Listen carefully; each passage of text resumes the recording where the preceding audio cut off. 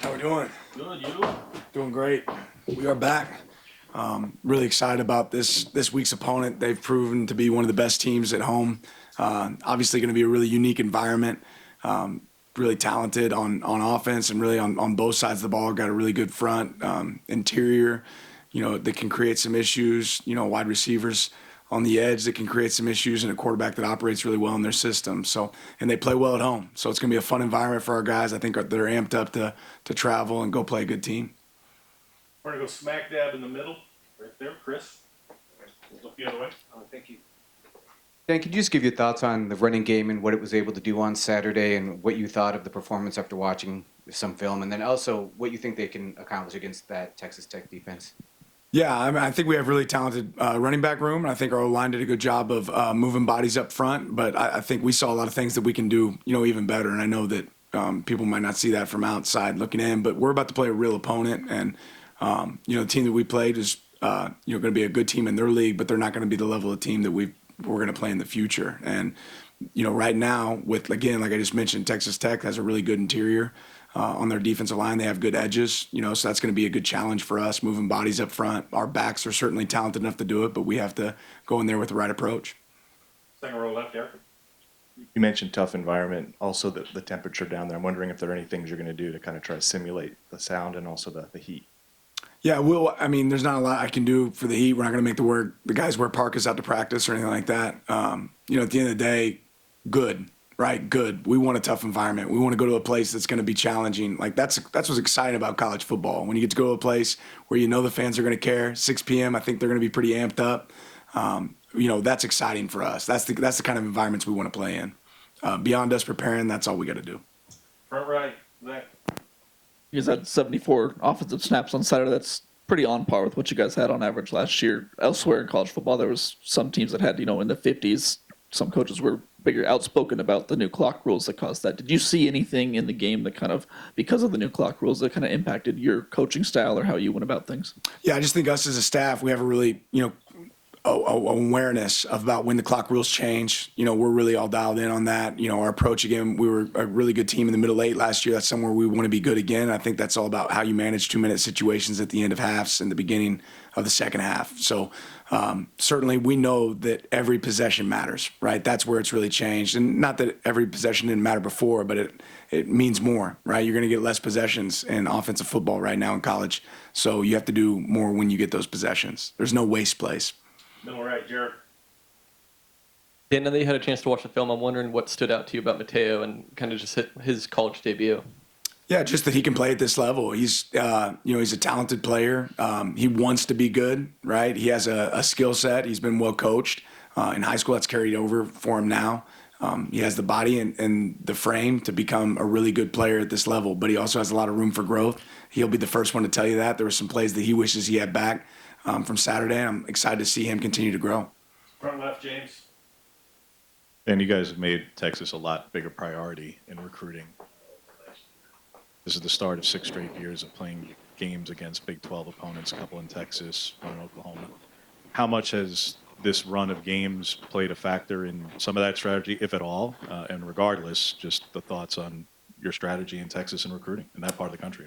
Yeah, we recruit Texas because Texas has some of the best players in the nation, right? And wherever the best players are, that's where we're going to recruit. Really isn't have anything to do with what games that we're going to play and who we're going to be playing. But the fact that there's direct flights from Texas, here to Eugene, the fact that there's great players in the state of Texas, we're always going to recruit where there's great players. So that's been the biggest piece there. In the back, Matt. You often say you have to review the film before you can talk about performances. And just, what'd you like, what you see about your team on Saturday, and what do you hope carries over to this Saturday, and what do you hope to see improvement in, from week 1 to week 2? Yeah, I love the competitiveness, the focus of our guys. We talked about what's a successful game look like. Not a lot of pre-snap, post-snap penalties. We did that. We didn't have penalties. We had a careless penalty on a hold, and we had a careless penalty on PBR. Those are 2 things that we got to fix. But walking out of the game clean from that standpoint, you love. I love the energy from our players on the sideline. A lot of things that we can fix, being better on movements from a defensive standpoint. I thought we tackled well in this game, but there were some missed tackles as well that we can do a better job of wrapping up. I think getting the ball to our outside arm on offense so we can work stiff arm opportunities to break the ball, to move the ball down the field. Something we want to focus on, chasing the ball, better with our offensive line and our skill players when they don't have the ball in their hands. Something we want to look to improve. We want to be able to connect on some of those shots that we missed. We still move the ball well, but you avoid some of those third and longs that we hit and had success on when you're able to move the ball on those shots earlier in the series. Second row on the left, Eric. Just curious on what challenges you see on film that Tech provides both on offense and on defense. Yeah, their tempo. I mean, on offense, they're a team that snaps as many snaps as anybody in college football. You're going to see they're going to be able to go really fast, really quick. They line up in a lot more stacks and bunches than any other team in college football, so you have to be sound in how you handle those rules. I think they had the most snaps and bunch alignments this past week of any other team in college football. Offensively, that's a big piece of it. They really have the ability to kind of do two different offenses where they are wide open and then they get a tight end in the core and can create some run game issues and some pass game issues. They do a great job of, attacking down the field vertically, but they set that up with the way that they, do screens and like quick passes, some quick games. So I think that's, a piece that shows up. Defensively, they're a pressure team. You're going to see a lot of pressures from them. They find ways to pressure in unique ways. And they do a good job of running the ball. They play with great effort. Effort shows up all over the film on special teams. I think that's somewhere that they've been really good. They're aggressive in the return game. They're going to try to bring the ball out, right? And they've been able to create some explosive returns doing that. Front right, Zach. Well, Stein's first real game calling the offense here, it looked like he called it from the field the whole time. But operationally, how do you think that went with him down on the sideline rather than up in the booth? Yeah, Will's a pro. I thought the whole offensive staff did a good job of handling and managing, moments within the game, how they called it. It really mimics what we already do in practice, but I thought he did a really good job. I thought our whole offensive staff did a good job of the communication and really the same thing, from a defensive standpoint. Communication was good on Saturday. Front left, James. How much of it all do the various connections that you guys have with members of their staff help in the preparation stages in terms of Carlos having worked with their OC and their O-line coach and 12 defensive players having played for DeRuyter and Yates and knowing their system? Just how much of it all does that help in preparation? Yeah, I think there's a comfortability basically with both schemes, them doing what they do and, understanding what they do. I don't think there's a lot of secrets in college football. I mean, the film is the resume, and that's what you really have to build off of. Every team changes, and even though, like Coach DeRuyter, for example, was here before, there's things that he's doing differently now than what he did when he was here. So I expect to see something different. I think they kept a lot of their cards up their sleeve, in game one. And I think we'll see some unique pieces. They are really challenging from all the different sets they can present on offense. We have to be able to adjust really well on that. And then defensively, like I said, they can bring pressure really from anywhere. So we have to be prepared for that. In the back, Matt. You have some teammates that play with Tyler Shuck. I'm just curious. There's some familiarity there, but just from your perspective of watching him, preparing for him, what stands out about him from as a senior? I think he's like a fifth-year senior now. Well, I mean, first thing, he's a winner, right? The games he started last year, they won. I think that he's had a lot of success in that system. They've learned how to use his talents well. Probably doesn't get enough credit as a runner. He can actually take off and, make some plays with his feet. He did that some this past game.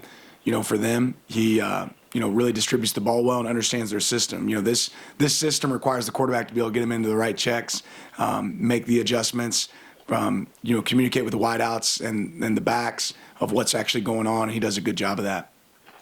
Eric, second row on the left.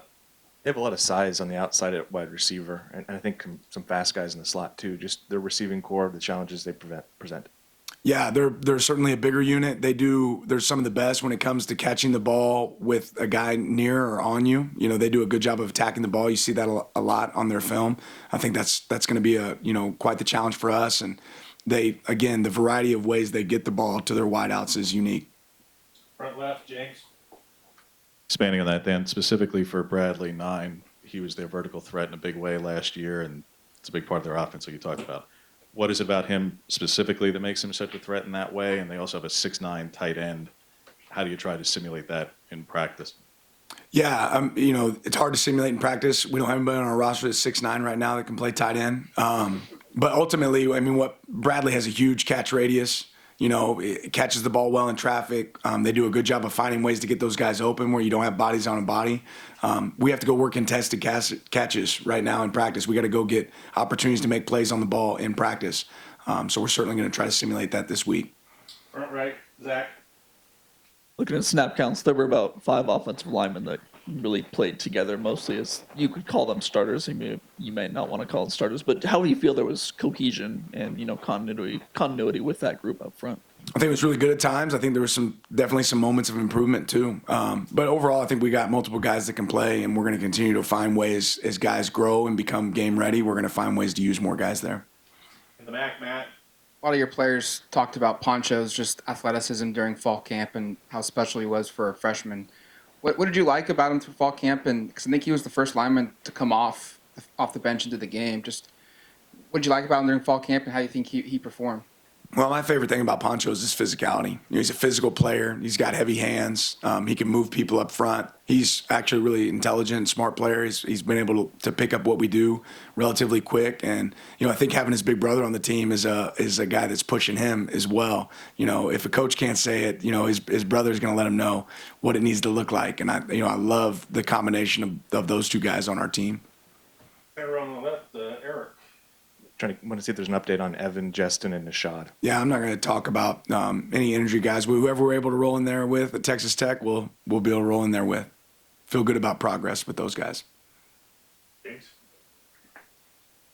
Offensively, will Chris Hudson be able to go? I'm going to talk about anybody that didn't play this past week. If they didn't play this last week, I'm not going to talk about them. Tyler had 4 passes batted down this past weekend, and Texas Tech's coaching staff was talking about that today, saying that 2 of them were on him, 2 were. In looking at that, are there things there that you feel like you guys might be able to take advantage of by way of size on the line of scrimmage, or just a reminder to, you always want to get hands up from D linemen, I get that, but the quarterback with passes batted down, does it emphasize that much more? Yeah, I just think in general, when you can impact the quarterback, everybody thinks of sacks immediately, and that's not the only way you can impact in the passing game, right? It's a lot easier to cover when you don't have to because the ball got batted. So as much as we can get our hands up, it certainly matters, especially with a team that gets the ball out quick, which these guys do. So that's something we'll definitely emphasize. Matt in the back. Earlier, you referenced they ran the most bunch sets at receiver in the country last week. Why is that an interesting stat? Like, what's the stresses it puts on you guys defensively, or any defense? Yeah, it just requires communication. You have to figure out how you're going to match patterns as they come out, right? And they don't always come out the same direction, right? So, they do a good job of changing that up. Luckily for us, I think we do a good job of matching it. So if we do a good job of matching it this week and having some variables that you can play to those sets, if you don't always play them the same way, I think that gives you a chance to be successful. Time for 2 more. Right middle, Jared. Omarion's a guy we haven't really asked you about this fall, but obviously gets his first start. What did you see him do kind of the last couple of weeks during that? Yeah, he prepares every single day as a guy that's going to go out there and be on the field. And when his opportunity comes, he does a great job of that. He plays with physicality. He's tough. He's learnable. He's easily coached, and he's hungry. So when his opportunity came, he did a good job. And I think he'll continue to get more opportunities because he does what he's coached to do. Last question, James, turn left. Joey McGuire was really self-critical today, talking about their defense, saying he thought that their pass rush lanes against Wyoming were absolutely horrible, in his words. When you know that that's something that he sizing to their guys, what do you want to get across to your O-line, but beyond what they see on tape, when they're calling it out publicly as they have and they're comfortable doing that, what do you want to get across to your O-line when they're going to be emphasizing that weakness this week? Yeah, at the end of the day, we're going to continue to focus on us, right? And we know that they have skill. We know they have talent at those positions, up front in particular. So we're going to continue to focus on what we need to do to be able to handle that well. We're not going to be at their practice. We're not going to see what they're doing. I'm sure they'll want to dial up pressure just like we will, right? So they're going to want to get better up front, so will we. And that's going to be our focus as us. Thank you, Coach. Appreciate your time.